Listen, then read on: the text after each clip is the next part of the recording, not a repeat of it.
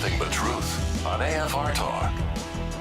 Crane Durham's Nothing But Truth, probably on AFR Talk. Great to be back with you. Now, we just spoke with Dr. Mark Calabria of the Cato Institute about housing, and it got a little into the weeds, but bottom line, if you're artificially doing something, there's going to be a consequence for it.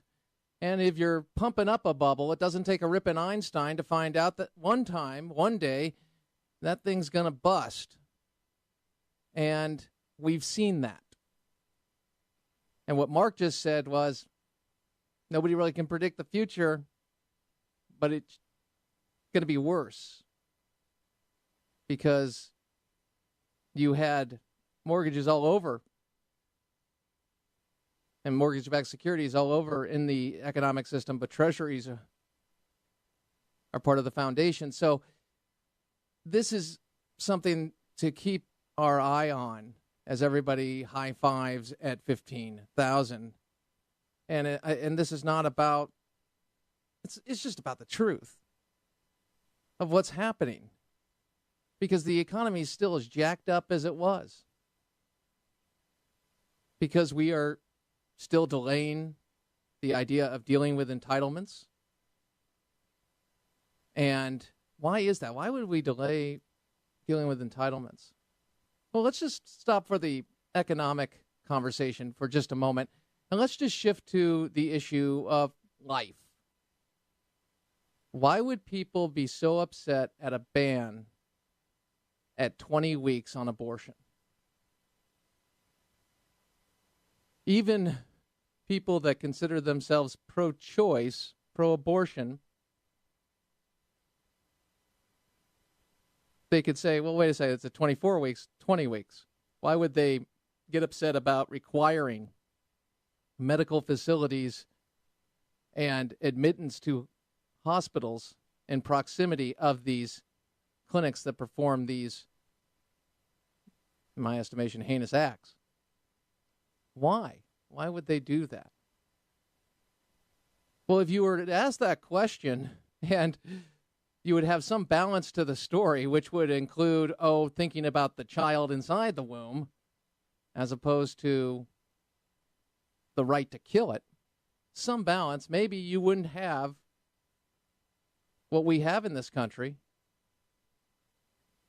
or at least as extreme as we have in this country, 57 million abortions.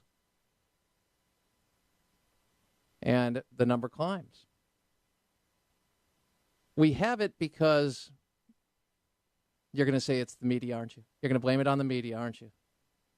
Well, if you're getting the news from one ideological source and it's dishonest, it's at times corrupt, they lie by omission, you don't get the other side of the story. And we're talking about people who are not really listening to Crane Durham's Nothing But Truth, or even following the news.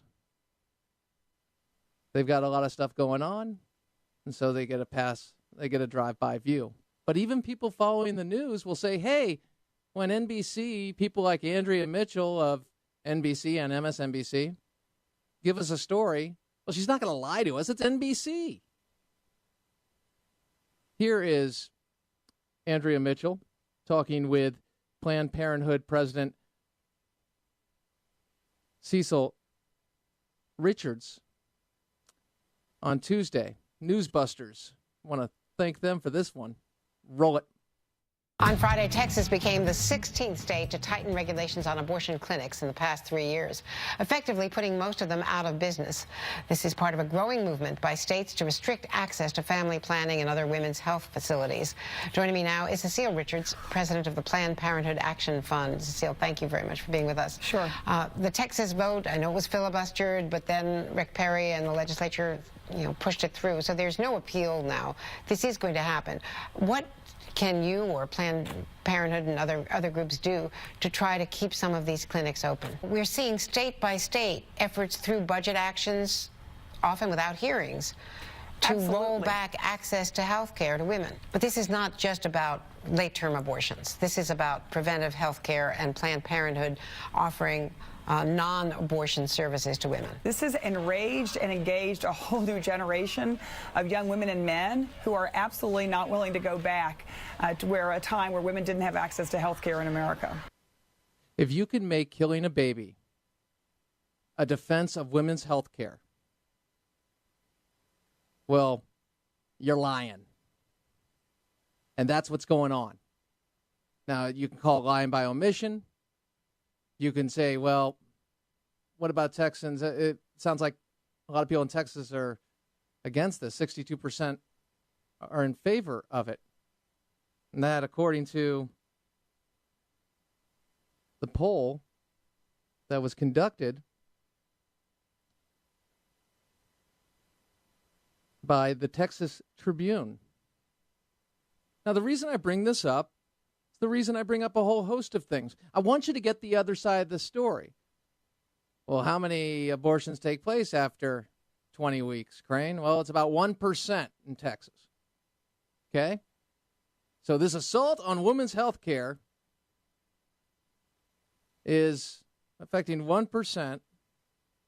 This extreme assault. And it's requiring the provider of abortions to have the medical proximity as well as staff to deal with what could happen, the impact of an abortion, the safety of the woman. And so I think about this a lot. I think about how some people took the election and said, you know what, they successfully won the war on women. And they won it with the war on women. And people who made statements about abortion and, well, and you really can't touch it and don't touch it because, you know, you Christian conservatives, Crane, you go out and you talk about these cultural issues and people are not in favor of them. And then I look at the polls and I think about this, 62%. And I think about marriage and I look at what even California did in defending marriage. And I think to myself, no. And then I think to myself, well, wait a second. How am I supposed to segregate out these other issues? How am I supposed to do that? Especially when we're talking about life. How am I supposed to segregate that out? And we'll just talk about economics. Well, if you economically look at everything without a biblical foundation, you can rationalize some pretty sick things. You could say, well, it actually costs us less as a country. You save money with abortion. It's sick.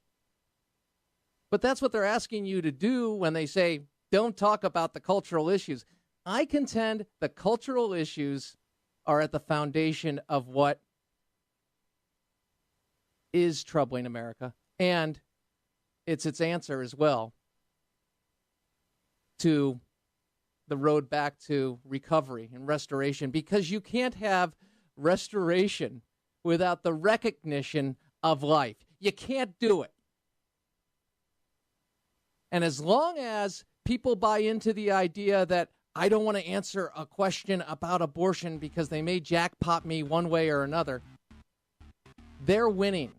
Because their way to win is to silence and mislead, as you just heard in that report, as opposed to tell the truth about what is actually happening. And so when we talk about abortion, please feel free to check out what I've said. And ask yourself this. Do you have an opinion on your feeling about the fact that your mother did not have one? That's a pretty good thing, isn't it? Who's giving the voice to those that have no voice? Crane Durham's Nothing But Truth. More on the flip side. American Family News next. One News Now, onenewsnow.com, AFR Talk.